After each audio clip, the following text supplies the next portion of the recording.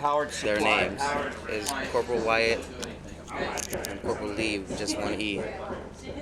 Those two guys passed away in the same explosion that I was in. Like this. We were close like this. Wow. And Wyatt, I don't know how, he just died. I don't know, from shock or... He didn't have any blood or anything. He just died.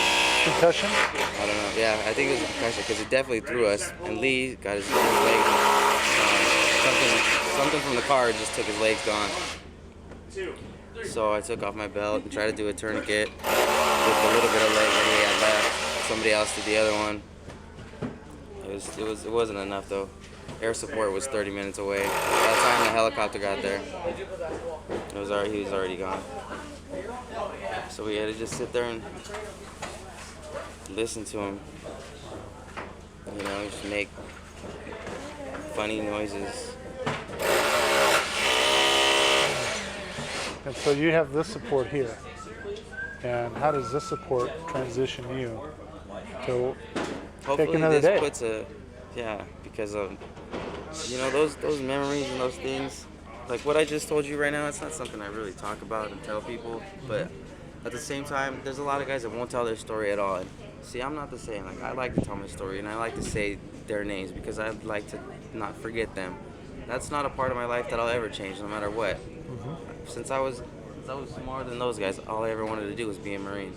Never once did it, my whole life, did it ever cross my mind that I would actually go to war. But when it came, I was like, shit, I didn't really expect this, but fuck, here it is, you know? Yeah. And it still really didn't hit me until the first time I got shot at. And I realized that my brain worked a lot faster than my legs.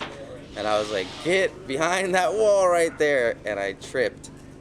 I tried to run and I tripped. And my face was like this far from the floor. And my hand just came out. I used my hand as a leg. My hand came out of nowhere. If I would have fallen, he would have got me. Because I could already feel him. I could hear him zinging him by me. So if I wouldn't have hit the other side of that wall, I've had a couple of, but there's got to be a reason for me to be here. And as sad as it is, there's got to be a reason those guys went. Could have been me, it could have been them. But, like I said, a lot of guys don't like to tell their story, and I do. I like to let people know that, that there are guys that did die for our country, that did go out there and didn't ever get to see their family again. Lee never got to come home and see his family. Wyatt never got to come home and see his family. So, like the houses, my life is, I live for them, and I've realized that lately, maybe I haven't been, I've been out of work for a couple of years and I've just kind of been coasting, I guess.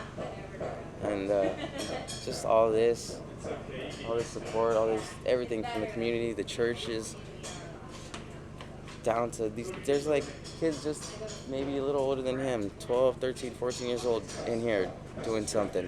Just seeing that is inspiring to me and making me realize that, all right, you had your little pity time for yourself, now it's time to get back to regular life. I can't dwell on that the rest of my life. It'll always be in my head, inside of me. It'll always be in my head. Never forget about it. But it's time for me to go on. It's time for me to take the next steps in my life. And this is the best jump start I could ask for. A place where my family can turn on the water without having to use fucking pliers, and have to use like 16 extension cords because only the right side of the house had electricity, and had to watch where we step because my sister fell through the floor one day because that's how weak the floor was. You guys don't understand the magnitude of what everybody has done here. Like, complete change of the house. Complete change. People were literally falling through the floors. That's how rusted out they were. George, the master builder right here, just making shit happen. I haven't felt that in a while. What's that? I don't know. It's not like every day I'm sitting and I have good days. I have really good days sometimes. I played on the softball team and we won the championship last year. I have really good days sometimes, but when I'm alone or when I see certain things or when I smell certain things, it just makes me, I start to think about Wyatt and Lee, and in that blast I was picked up and I was thrown, and I crashed into my best friend. I only know I got attached to a different unit. I knew this guy for 3 months. But when you're with somebody 24/7, you become best friends pretty quick. The blast picked me up and it threw me. Picked him up and threw him. We crashed into each other in the air. We fell on the ground. The next thing I remember is him grabbing me, pulling me into him, and throwing his body on top of me. He was trying to cover me.